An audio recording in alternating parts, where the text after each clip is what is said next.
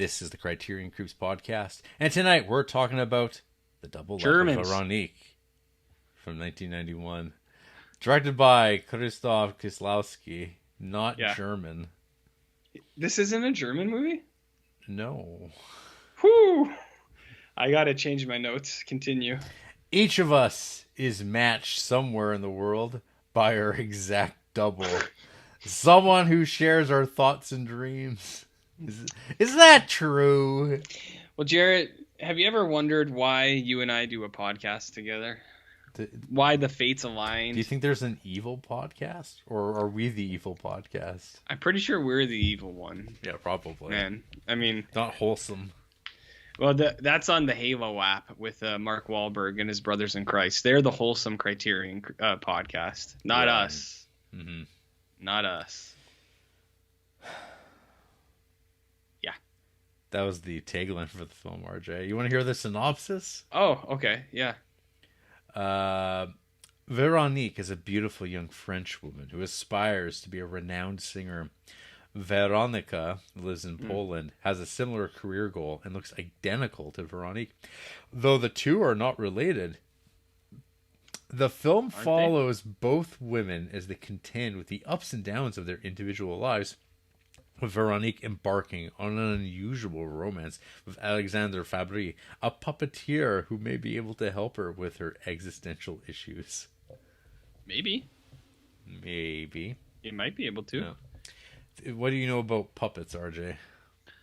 I have seen Being John Malkovich. That's the only thing I ever think about. And Malkovich, I feel like Malkovich? There doesn't need to be any conversation about puppets elsewise. You don't want to hear about the brothers Quay? I know Christopher Nolan's real hot on them. Oh, hot and bothered. For some reason. Yeah. Yeah, so. But I'm going to abstain. Okay. As is my right. So, all right. Okay. How do you feel about color filters? Is that anything like when you put stuff like over your glasses? Yeah. Okay. It's exactly like that. Okay, yeah, I'm fine with that. Yeah, you down with that? You down with the filter? I mean, because this movie's got both those things going for it. It does? It does. In which way? Well, it's got puppets and an abundance of green and red color filtering going on, which to this colorblind podcaster, I'm not sure if I'm missing something, or if there's information being communicated with that color coding, or if it's just arbitrary. I mean, I think the question you gotta ask is, what is color? And does the carpet match the drapes? So the movie kicks off in Poland, 1968. Okay. I learned.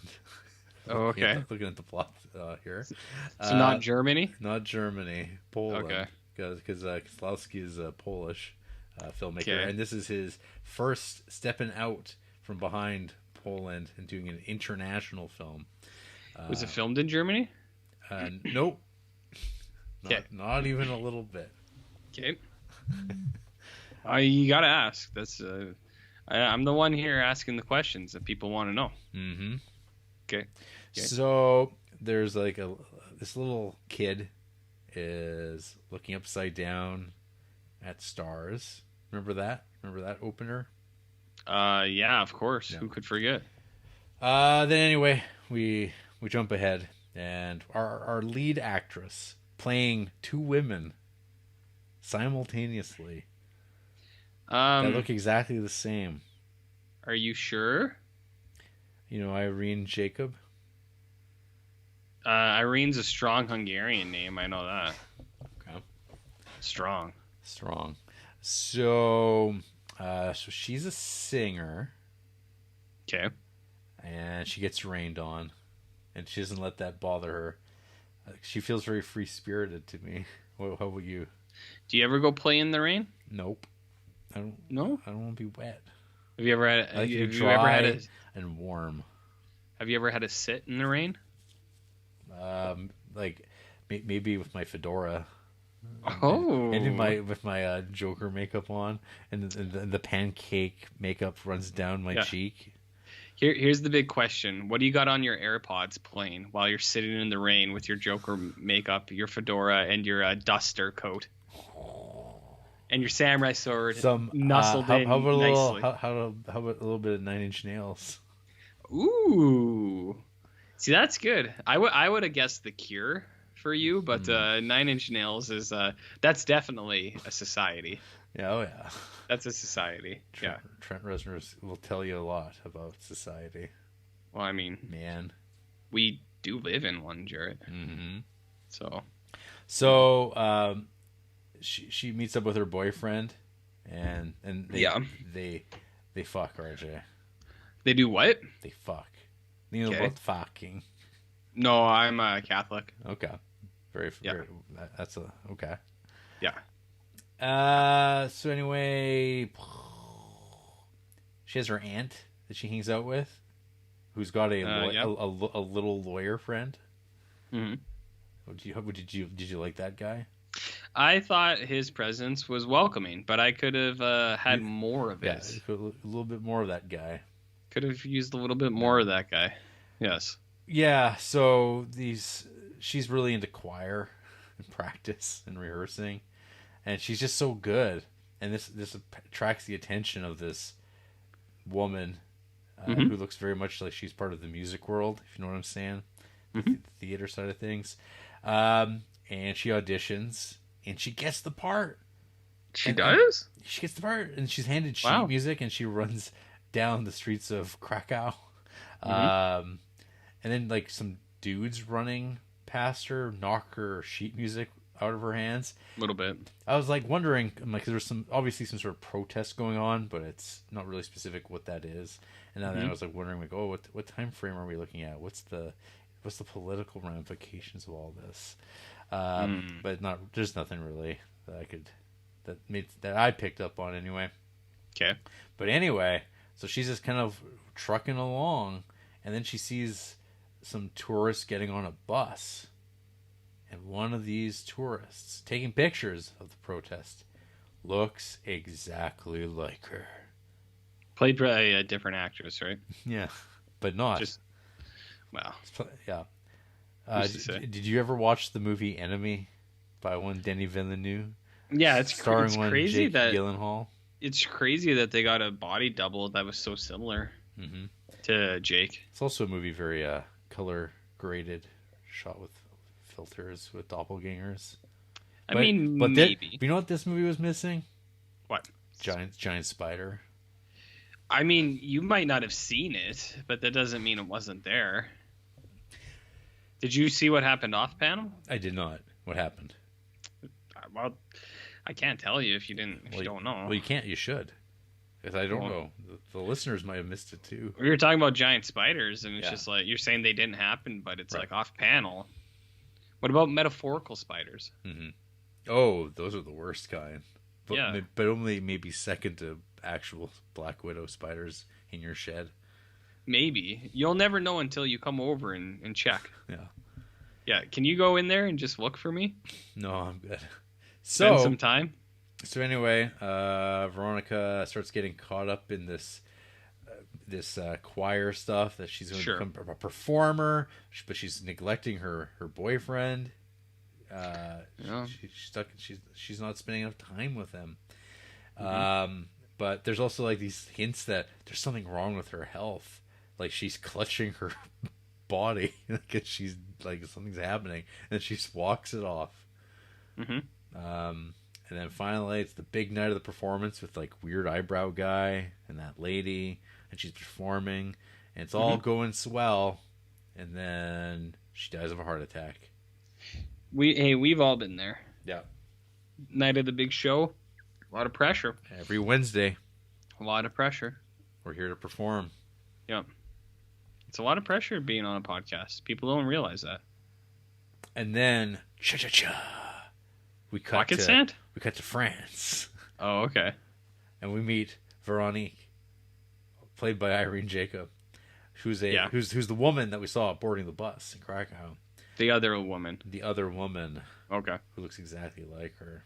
Oh, that's and crazy. For reasons, for cosmic reasons, she feels sad about this without knowing why, because she's never met this person. She has no idea this person exists. There's nothing that connects these two other than they look exactly the same. But as the film kind of plays out, these connections are just there, matter-of-factly, without any reason.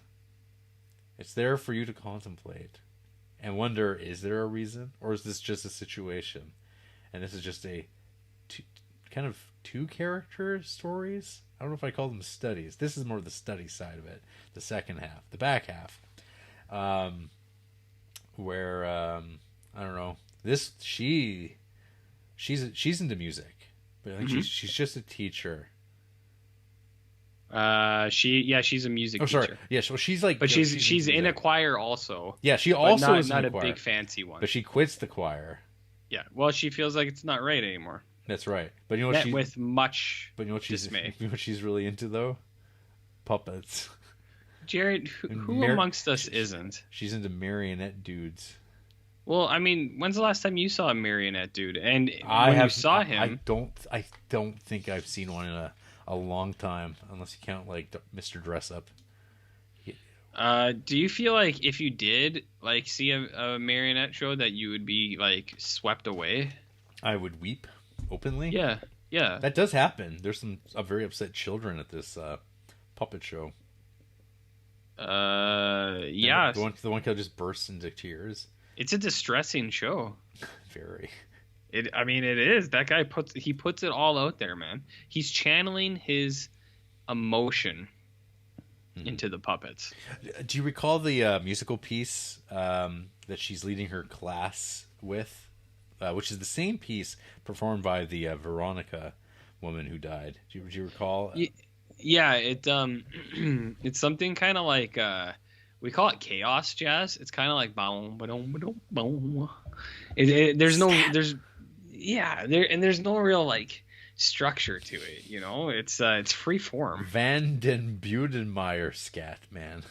Oh yes, of course. My favorite. Yeah, Scatman Crothers didn't have the privilege of working with it, but if he did, no, damn. So that's like my opinion. Yeah.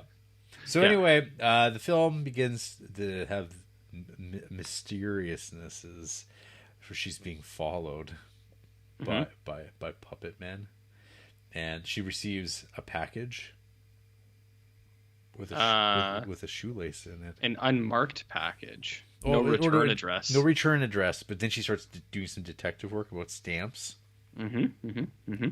She asks the postman at one point. Yeah. He's like, "This came from Paris," and she goes, "Okay." Paris? Oh. Oui. That's what she says. That's right. Yeah. So yeah, we get some. She becomes very entranced with the puppeteer man, Alexandre Fabry. Yep. Who is also a writer of children's books. But he'd like to branch out into real books, I think he says at one time. Like R.L. Stine style? Yeah, not like Goosebumps, but like Fear Street. Young adult? Yeah, the Fear Street series. That was geared towards young adult. Yeah. I saw R.L. Stine put out a comic the other day, and he tweeted a warning. He said, "Warning, this isn't the regular one for the kiddos. This is part of the mature line." And everyone went, "Oh, shit." Yeah. R.L. Stine. So then we also get cassette tapes mysteriously sent to her father. Yeah, and then she gets them. Yeah, she gets them, and there's recordings of sounds, and we get some binaural experience, which I think kicked off the popularity of binaural sound walks, probably amongst many artists for about 20 years. What's that thing that's really popular now, like ASR or ASMR or whatever? ASMR, Yeah, I was thinking the very similar thing. Well, I think we're very popular amongst that crowd too. You know, we are. When you go, give one of those, you know that. Wow, Someone just went in their pants, RJ.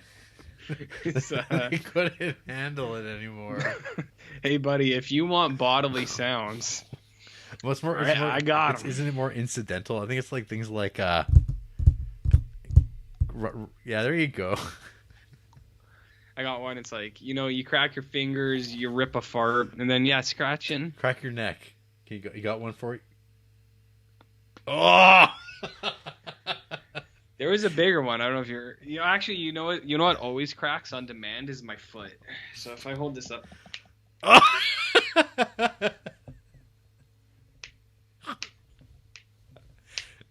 He's doing it. He's doing it. Jarrett can. I mean, maybe he doesn't. Maybe he shouldn't describe what he was looking at there. This is the real double life. This is the double life. So I got a lot of creaks and cracks, my man. Yeah, that sound though. It's like the sound of a car exploding. Yeah, a car exploding, and then a creaky door, and then a lady going, "Excuse me." I think this is where the postage stamp thing comes in. This package with the frightening oral experience of listening to it. Oral sensations. I've heard. I haven't had the distinct privilege yet, but I've heard. Yeah. And so she goes and checks it out where this explosion happened, and there's Puppet Man. He's just hanging out. What's he doing? I don't know. Waiting. He's working on a new book. She says, "How long did you wait?" Because he's doing research. Yeah. So he's like your incel for the evening. I think his RJ would be. Yes. Yeah. Well, so she goes because she believes that this man has a distinct connection to her, and that this is the way I saw it was that she feels like this is something that is like willed by the universe. And then she goes and she says, "So how come?" And he goes, "I don't know. I just wanted to see."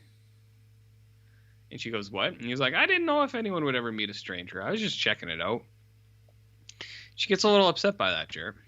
Mm-hmm. A little upset. What'd she do then? Then she goes to sleep with this guy. Well, she tries to run away. Yeah. Because she's deeply embarrassed. Because I think she's mad because this dude's mind games in her. Well, he says he's researching a book. He just didn't believe that anyone would ever just go meet a stranger based on like a mystery. This is some real Claire's knee energy. Yes, this is. And so she's kind of mad and embarrassed, and then she runs away, goes to her hotel, and then he's at her hotel. And he's like, "Let me come upstairs. I'll explain." She's like, "All right." And then she's like, "I gotta go drop one in the toilet." So she goes to the bathroom, and then when she comes out, he's just asleep. So she goes to sleep too. And then they wake up and do things. They do things. They go through her handbag. There's photos from when she was taking the pictures. Yeah. There is a very strange explanation of lip chap that what is this? It's when your lips get dry. He goes, "Huh? Your lip dry?" Like he doesn't understand what lip chap is. This is like a real beefsteak moment. It's a beefsteak, and I was not like I wouldn't say put off by that, but I was like, "What do you? He doesn't know what lip chap is?" Nope. So no, he doesn't. But this is when she realizes that there's a person that looks exactly like her. Yeah, there's a picture, and she thinks it's her. But it's not. It ain't her. I was the one taking the picture. That ain't it, Chief. It ain't her. And they go, "Yeah, that's crazy. She kind of looks like you. It's wild." Mm-hmm. Then everyone laughed. Everyone laughs. Yeah, and then they do it. Yeah, the thing. They go to town. They do the un-Catholic thing. And then she sleeps for a while, and then she wakes up, and she goes to a shop, and then she finds some more discoveries. Yeah. Right, Jer? More marionettes. Or marionettes, and of her. He is somehow, within minutes, sculpted a very likeness of this lady. And she goes, "Is that me?" And he goes, "But of course, Sherry." Oh. And then so he's explaining. He's like, yes, of course I made it. And then she sees another one. She says, why is there two? And he says, well, these things, I handle them a lot. They get damaged pretty easily. Oh. So he has to make two. And then he plays with it while the other one is lifeless on the table, Jarrett. Do you know about metaphors? Have you ever heard of symbolism? Do you even know about poetic justice? I know that Spike Lee movie. Yeah. No. What is it? Not poetic irony, but I don't know. Some shit that people are probably really into. Something for the Dylan Frews out there. Who Dylan? Haven't heard from him for a while. Think he's dead? No, he's still watching movies. A bot at least is. He could have programmed a Letterboxd bot.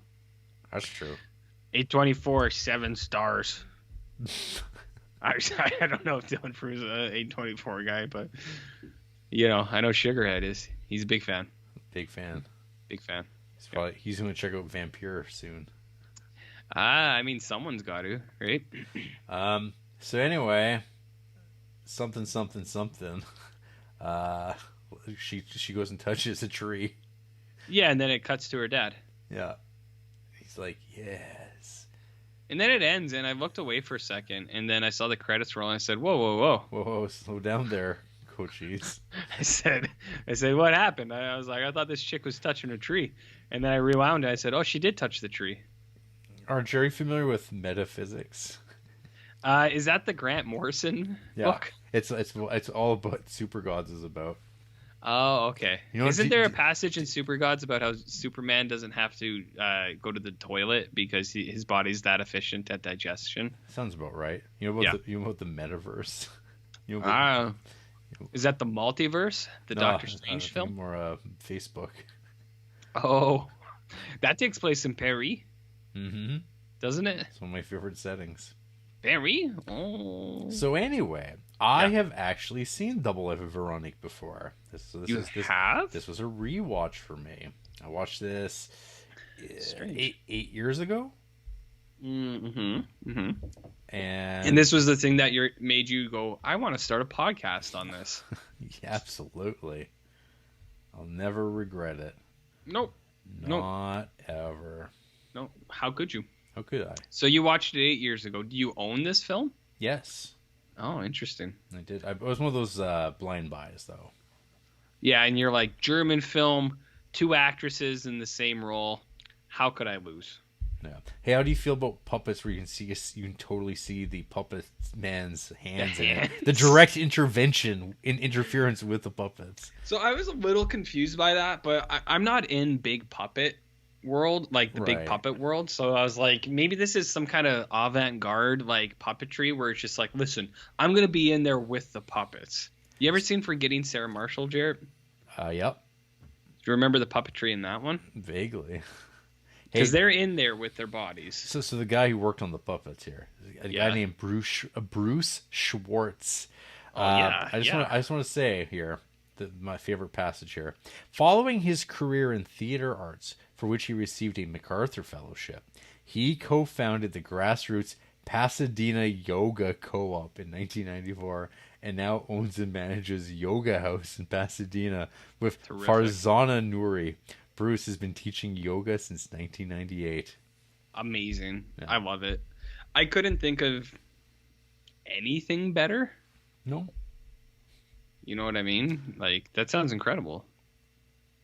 Hey, so Roger Ebert, when he reviewed this film, he said that the movie has a hypnotic effect. We are drawn into the character, not kept at arm's length with a plot. What do you think he means by that? Well, as discussed last week, I think we know a lot about what film critics like to do when they're watching movies, especially with young, lovely ladies. Yes. You know what I'd like to ask Roger Ebert? But he's dead. So you can't. But you could seance him.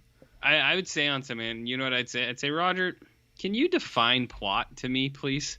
And I'd like to see what he says. You know what I mean? What do you think he'd say? He said, plot's the thing that gets in the way of a great story. I don't know. Yeah. And they said, the guy who disliked The Mummy Returns. Mm-hmm. I'm guessing. Probably. Roger Ebert, The Mummy Returns. Mm-hmm. Let's see what Roger Ebert gave this. 2 stars Ebert gave it. He said that he believes The Rock has an acting career ahead of him. Damn. You really like that scorpion. He really liked that scorpion. Yeah. Would you agree if Jenny Giardini on Double Life of Veronique that it is in many ways a small miracle of cinema?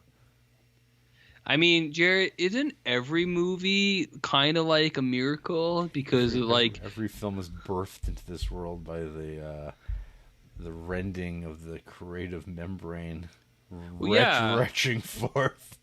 Jared, as I sit here in the rain with my clown makeup. Exactly. All life's a miracle, man. Like, it's pretty incredible that out of 18 billion sperm, you were the one who broke through. This movie, the first time I watched this movie, I really liked it because I feel like at the time I might have been watching some things that were not like this at all. But most importantly, I watched it with free choice. It was not out of a sense of obligation or spite. Having to watch it because I have to watch it every week. So which is important.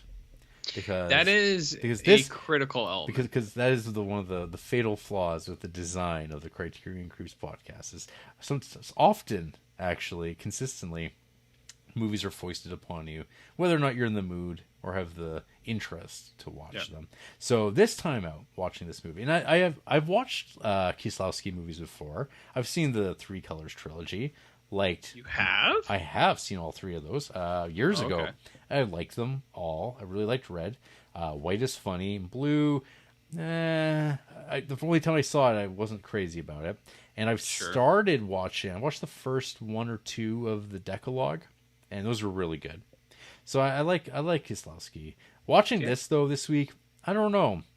There just wasn't anything that I don't know. The movie felt a little too free floating to me.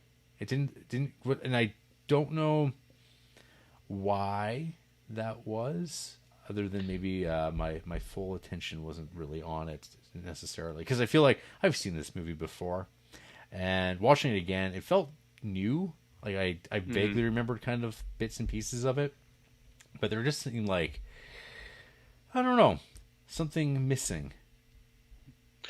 Do you think? Now consider this: what if Jason? What? This is like the double life of Jason? Well, no. Still the double life of Veronique, but what if Jason was a character in this film? What if Jason was the lawyer? Actually, no, because the lawyer was awesome. I wanted more of him. What if Jason was the maestro? Would that have improved this film for you? The maestro. Yeah, you know the maestro. What do those guys? We've talked about this before. I still don't understand that guy's job. The maestro. He doesn't do anything. He's just there. He's just there. Now we're bringing it all back. So what if Jason? That's what I'm saying. Mm-hmm. So, anyways, that's my opinion. Okay. So yeah, second viewing. I don't know. Even better than the first? No. I liked what it was going for at the time. But the one thing I don't like is the color stuff with the film. Okay. The look of the movie, I found, it just is an effect that I think inspired a lot of people, like your Steven Soderberghs. And it's kind of it's got the Mexico filter. Yeah, but it's the French filter and the Polish filter. Yeah. But it's just and he really pushes those boundaries of that color trilogy, I think. And yeah.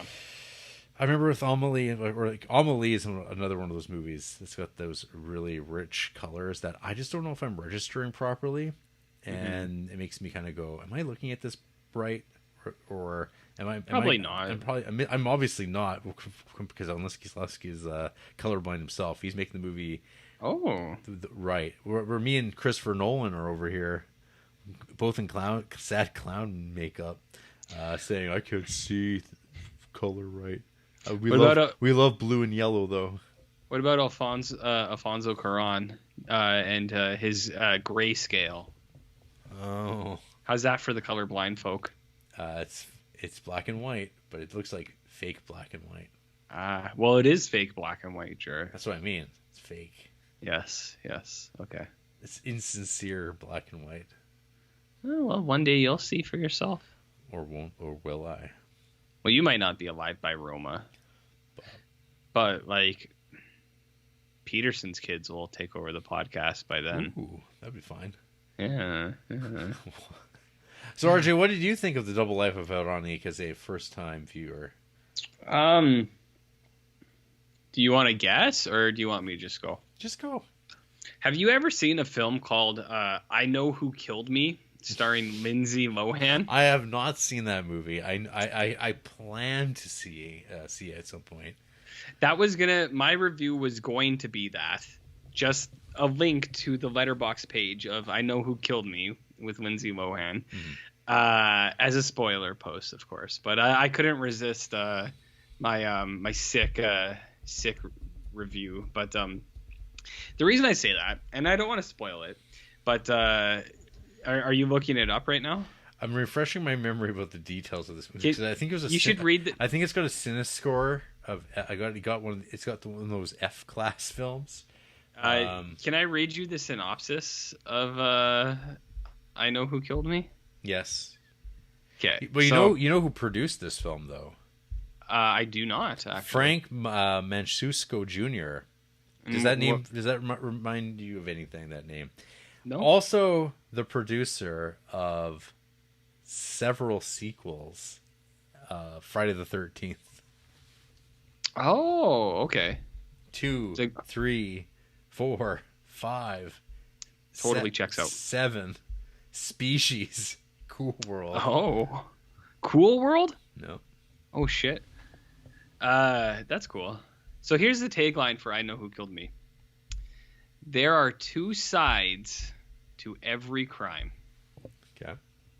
An idyllic small town is rocked when Aubrey Fleming, a bright and promising young woman, is abducted and tortured by a sadistic serial killer.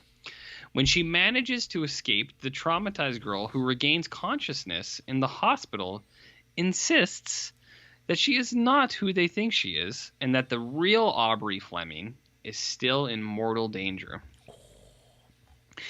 Now, I don't want to spoil this 2007 classic film by Chris Silverstein, the man who brought us All Cheerleaders Die and The Lost.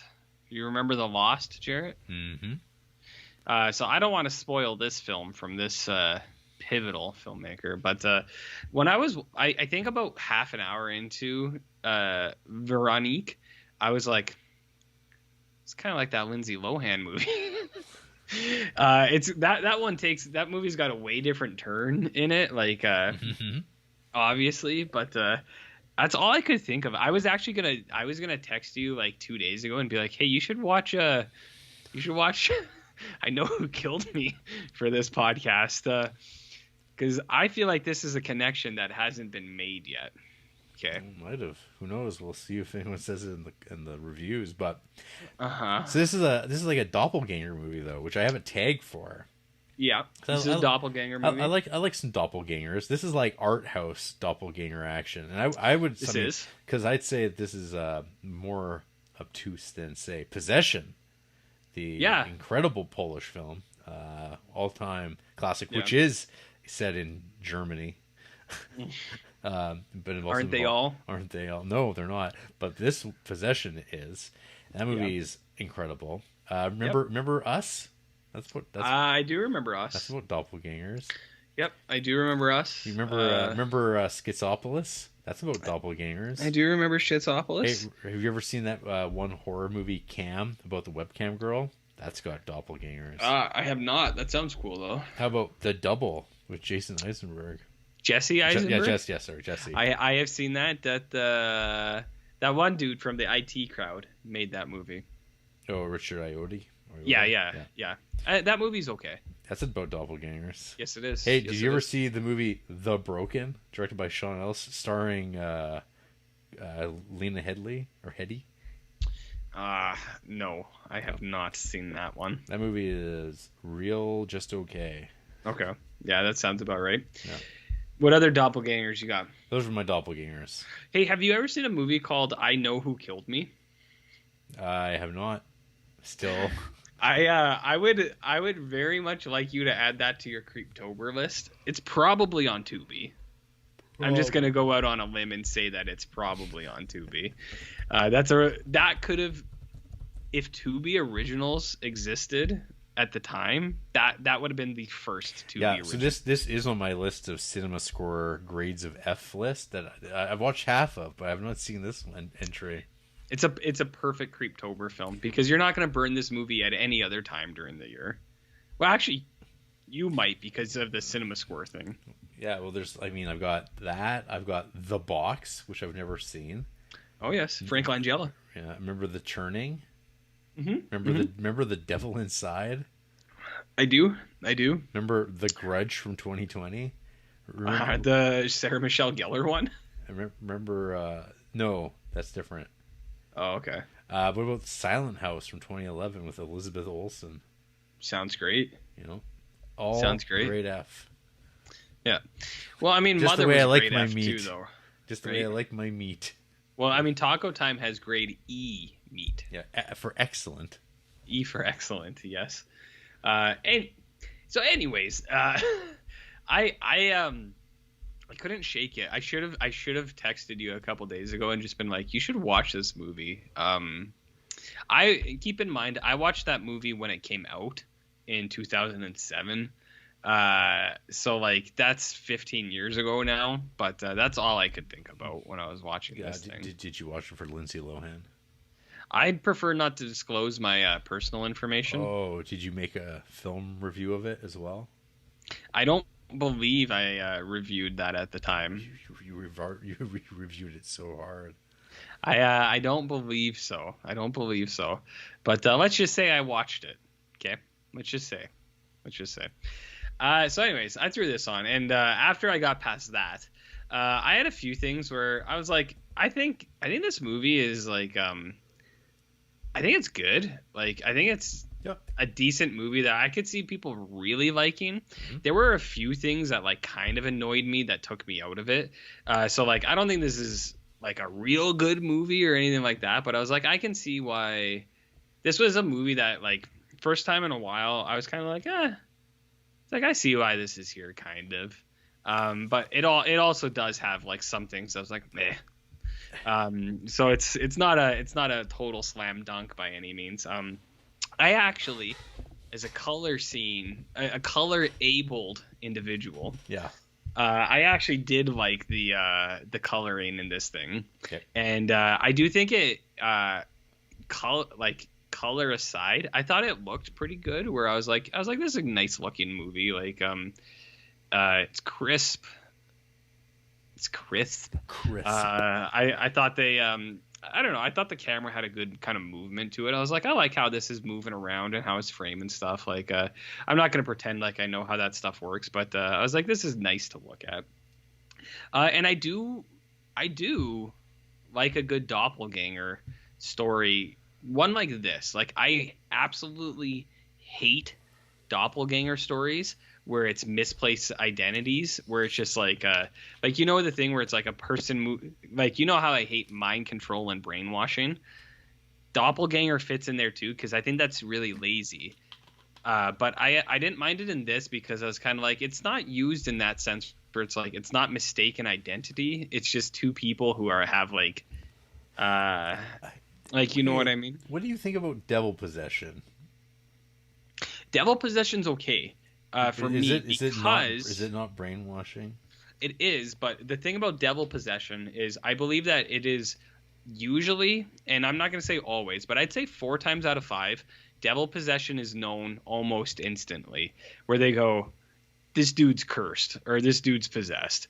And then it's just like, they know that it's not the person doing that. The thing that I hate about brainwashing is it's like, it's a character unknowingly doing things and everyone else thinks everything is fine. But in devil possession, it'll be like a little kid like taking a shit on the floor and they'll be like, that's out of character. And then the kid's head spins, or on a door handle. And then, well, that's why you got to get the thing to open the doors. I call that Ezra Millering. Am I right? Yes, that too. But then immediately after the kid takes a shit, their head spins around like 1,000 times, and then the parents are like, "Oh, maybe something's wrong with Bill." So like, I'm okay with devil possession as long as it's made aware early. I'm fine with that. But yeah, so like I don't love when they do the thing where it's just like a person is doing something and they're like, "He's great." But this one I didn't mind because there's no impact of each of those persons on the other's life. It's just that they're living similar lives, and they have like she feels a sway because of it. And I was like, that's cool. Or I was like, I don't mind that. There's some stuff that I was not into, like her, like all the relationships with boys, or like with the dudes, I was kind of like, I don't care about this. Mm-hmm. I was like, I'd way rather see like 2 more like choir practices. And I hate choir and band and drama kids. I hate them. They're the worst. Little choral kids. Those 2, they're all the same. So like I was like, I gotta taken another opera instead of these romantic endeavors. So I was like, not into that. The puppet show, I was like, I like this. I like these puppets. ASMR. And then like the dude is super, I don't know. Like I take this as incel fanfic instead of just incel, because I feel like this is written by a dude in the sense where but it's like a dude perspective kind of movie. It's written by 2 dudes named Christoph. Of course. But like, so this guy is like, I just want to see if you'd come. And then the girl like kind of stays anyways. And it's just like, I don't know, man. I don't know. You're just sending this girl like shoelaces and stuff. And I know it's like symbolic to him, but I felt like this courting of a stranger by this guy and like waiting. He's like, I waited here for 48 hours for you. I was like, I know this type of game. I've seen this before, my friend, on cuck.com. You know what I mean, Jer? He knows what I mean. So anyways, I thought that was kind of weird. But I don't know. There was some stuff I thought was good. Like, I think it looks good. And I actually do like the story with these two, like the 2 characters. But there's a lot of other stuff in this movie. All this stuff with dudes. The author guy I wasn't huge into. So I don't know. I think this movie is fine. Like, yeah, I liked it more than I thought I would, but it's still not. I don't consider it as a big win in the Criterion Creeps endeavor. We're still looking for one of those. I mean, we've gotten close. Well, it's been a while. Yeah, we've gotten close. The last big win for us was probably, I'm gonna say, Henry V. Yeah. I don't know. Actually, like the last big win, I don't know, maybe Autumn Sonata. Whereas like a surprising movie like I was like, ooh, I really like this. I was like, I was totally surprised by this. Autumn Sonata was maybe that. That was like 5 years ago. Fuck. That's a bummer. Is that all? Well, Harry Carey. I'm looking at my top 20. Okay. Or, well, Autumn Sonata is 27. Like, there's good movies in there. What about the Browning version? Browning version was good. Browning version was good. Yeah, I like that one. Especially because of the brown. Do you know about brown? What about apple smuggling? That was also very good. In Thieves Highway. I did like the fruit focus in that movie. This week's movie, very little fruit. So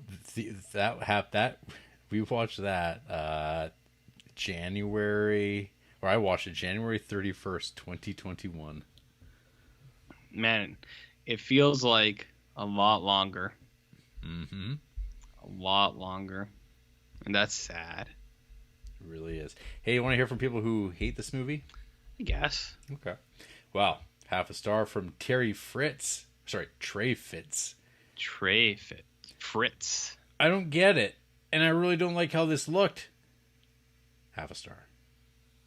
Trey Fritz is just here keeping track, which I think is the exact point of Letterboxd. They're from Saskatchewan, Jarrett. Holy shit. Favorite films: Fallen Angels, The Graduate, Enter the Void, mid-90s. They just gave Gummo 2 stars. They just gave Requiem for a Dream a half a star. Oh, man. Jarrett. A half a star. Not for mid Requiem. Not mid-90s good. Not mid-90s good. Not mid-90s good. How about... They gave Thin Red Line a 1.5, too. Oh, man. Tough Damn. crowd. Damn. Hey, we got Eric. Oh, sure. Half a star. You just became emotionally distressed, so let me just fuck you. Fuck out of here, you Polish bozo. Krzysztof Kolowski, or however you say it, spell it. If was this? Where were you going with this? Huh? You motherfucker. Bullshit. Highly aggressive, this person. One of their bio is watching movies because I'm depressed. Oh, I go, welcome, okay. Welcome to the club. Yeah. Welcome to Letterboxd, friend. They also have Fallen Angels in their favorite films. Interesting. And then Columbus from 2017, Portrait of a Lady on Fire, and then Holes, the Shia LaBeouf classic. Holy crap. They gave X 4.5 stars, the Ty West film. And I don't this review is not great, but I like what they gave the Batman 4 stars, and they said the Danosaur didn't disappoint. And I kind of like calling Paul Dano the Danosaur. That's pretty good. That's pretty good. So I'll give him that. Eric shooting fire. I like that one. I like that it. one. I don't know. I just laughed. Polish bozo. You think this guy's German? Last one we'll go with Grace is Beast. Okay. Half a star. This movie gave me the creepiest feeling the whole time. I do not like it. I am scared. Jarrett, would you believe that this person also likes Fallen Angel? No, I wouldn't. I'm just kidding. Their bio is I watch bad movies. So that's cool. They have a aesthetic. Favorite films are Labyrinth, Stardust, Edward Scissorhands, and Paris, Texas. A lot of people like that. Yeah, they have starred Stuart Little. This person. Man, I wonder what's so bad about it. But they 5-starred The Cat in the Hat. So why is Stuart Little a half a star, but Cat in the Hat is a 5-star? Don't quite understand. Any final thoughts on Double Life of Veronique? I mean, I think this movie is a movie that exists. Ooh. Check it out. Am I enticing you? It's playing at multiplexes near you. Roger Ebert gave it a rating. It's on his great movies list. He gave it a rating. Yeah, 4 stars. Is it better than Richard III? I don't know. Just as good. Just as good? Yeah. Sumptuous. Is it better than Billy Liar? Probably. No. Billy Liar is not very good. Yeah, not my favorite Kieslowski film. Billy Liar? No. Double Life, if you were to ask me today. But oh, okay. Eventually, we'll be watching all of them. No, we won't. Yeah. After the break, yes, RJ and I are going to fuck with puppets. We're doing what? We're going to fuck with them. What do you... We're going to make them do stuff. But you know what's going to happen then? Charles Band's going to show up, and he's going to turn those puppets against us, and we'll be fighting for our lives in our hot Criterion Creeps special. That's right, folks. Puppet Master C. We've already done Puppet Master. Is that what the CM stands for in CM Punk? Puppet Master? Creep Master. Puppet? Puppet Master? Creep Master Punk. Creep Master Punk? That's pretty good. What would CM Punk ever write a Puppet Master movie, do you think? Absolutely, he would. Yeah? Yeah. Would it be like Zollers? It would be terrible. Yeah. You can't make a good one.